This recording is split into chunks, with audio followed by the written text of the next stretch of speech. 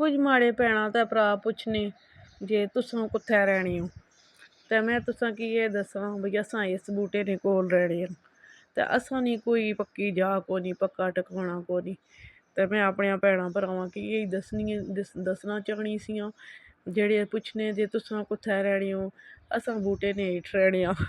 ते पूरे पाकिस्तान बिच्च फिरने रैह्ने आं ते जित्थै दिल करै टुर गिच्छने होन्ने आं कदें ग्रांऽ टुर गिच्छने होन्ने आं ते कदें कुद्धर फिरने आं ते कदें कुद्धर फिरने आं। जेल्लै साढ़े बच्चे बड्डे हो गिच्छने न ते उनां दियां असां शादियां घर छोड़ने आं न ते बाकी बच्चे बी अपने आप पैह्ले होई गे न उसलै फिर कुसलै किश नी होनी